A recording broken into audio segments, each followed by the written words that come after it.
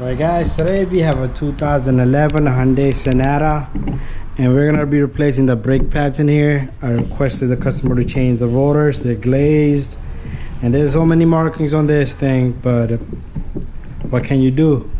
If the customer says so, the customer says so. Anyway, let's look over here a little bit. Let me bring my light over. And we have few tools such as 14 with the ratchet, a pry bar, wire brush to clean up the bracket over here on the brake, and then we have a C-clamp. We need a C-clamp in this case because this is a closed bracket here, it's a closed caliper, I'm sorry. And we have the brake pads with the hardware kit. But let's start the job, guys. Right in the back, all right, let me bring my light over. Right here in the back you have two 14s, all right. One is up here, one is down here. You need to remove them both, guys. Don't take off one, remove them both, all right? So let me take both of these out. And I will tell you why I'm removing both of these, all right? The reason is because these bolts needs to come out. Is because you can't take one off and try to twist this caliper up like that, right? And the reason why is, if you look right in the back, you have a brake line right in the back here, right? If you try to do that, this brake line is gonna get stretched and you're gonna rip that line, all right? And next, what you're gonna do is you're gonna take your pry bar and pull this caliper out, all right?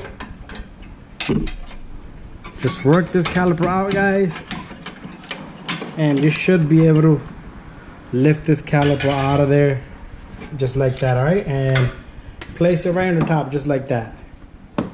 After that, what we're gonna do is we're gonna remove the brake pad on the inside just like that, and we're gonna remove the brake pad outside. We're gonna take this outside brake pad, and if I lift my camera up a little bit here, I'll take this brake pad, the one I took off from right here, I'll leave it right here because we're gonna use that to compress the piston back. The brake pad in the back, it has this rear indicator right here, brake rear indicator, so it has to stay on the top, right? So here it is. So if you match it up, it's up on the top, right? You can't mix it up from the brake pad on the opposite side. We'll have it, if you put it by mistake, it will become on the lower portion, all right? Next, what we're gonna do is we're gonna remove this hardware kit. Very simple. Same thing here, guys. And after that, just try to clean the surface, guys, where the hardware kit is gonna sit. Make sure this dirt and debris does not sit in between because your brake pad are not gonna be flush, all right? Next, we're gonna be putting the hardware kit. The hardware kit has like little teeth in it, so it's gonna sit only where you want it to, all right? Other than that, it will not go in there, right? So it's gonna come with 4 of these. 2 goes here, 1 here, 1 here, 2 on the opposite side, all right? And there it goes, guys. Next, what we're gonna do is I'm gonna check if these pins have greasing. So these has pretty fair amount of grease on it, right? There it is. So we'll leave that alone. The customer requested the job. Don't do anything extra. Just so that you know, this bottom pin here, the sliding pin, it has a little rubber thing in there. If you took both of them out, you mixed them up, take that off. Make sure it goes in the bottom, all right, guys? And next, what we're gonna do is we're gonna take our brake pad, the one with the brake rear indicator sensor, goes in the back. All right, like so. And the one without it goes in the front outer edge, right? Just like that. Right, guys? So far looking good, right? And my camera is sky high right now. And we're at a point where we gotta compress this piston in, all right? So what we're gonna do here is we're gonna take our C-clamp, right? You cannot put the grip on a compressed tool because this thing doesn't have too much of an opening. So you need a C-clamp, right? This is 4-inch. This is more than enough. use the old brake pad, guys, and we're gonna push this back. All right, so this piston should go in easily and freely. All right, there should be no restrictions. I should not have to yank the crap out of this C-clamp. I should not have to twist it so hard. If you do that, meaning the piston, the caliper is no good. Alright guys, so far looking good. And this is gonna be another bada bing bada boom job. Alright guys, there it goes. We have our piston compressed, and let me bring my light over now to right here. Alright guys, I'm gonna take my camera back down. There it is. And what we're gonna do here is, next, I'm gonna take some grease.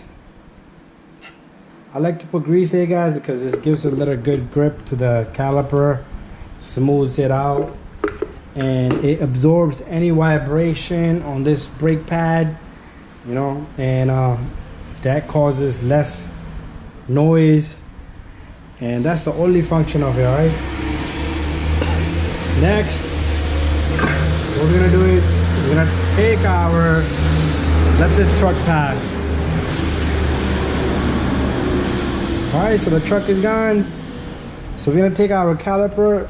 The caliper should go in really easy, guys, just like this. Alright, you should not have to hit it, smack it, nothing like that. Alright guys, and then we're gonna take our number 14 bolt, and we're gonna put one in the bottom. Make sure you catch the threads. And then we have one that's gonna go on the top here. All right, so far looking good, guys. And then we're gonna take our 14 millimeter and we're gonna tighten both of these bolts.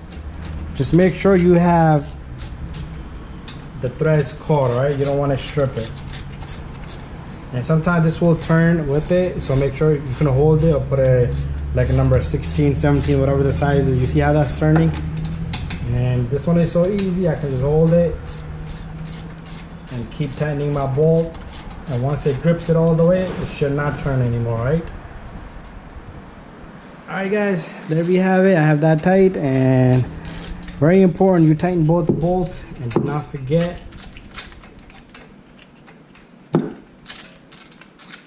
alright guys, just give me a moment. Let me get this bolt in there. My arm might be blocking the view.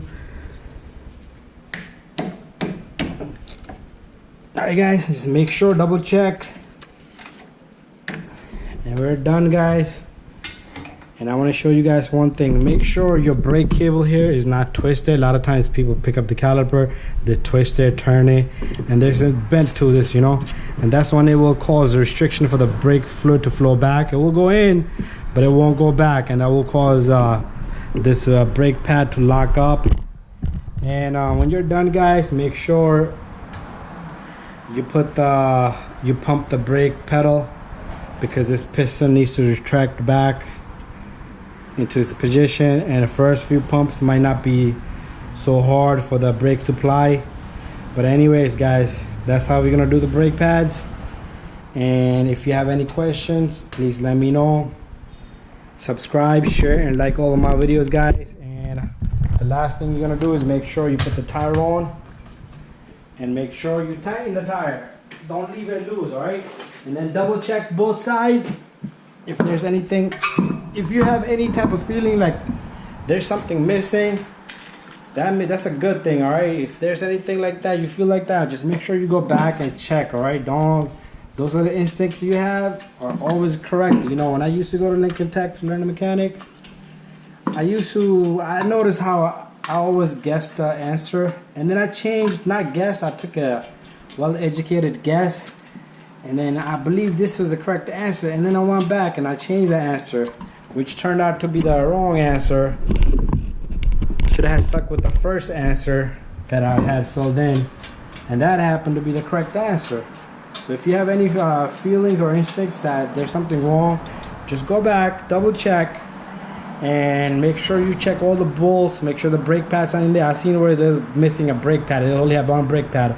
Or the brake pad, the backing plate was backward like that, and then it was touching against the water.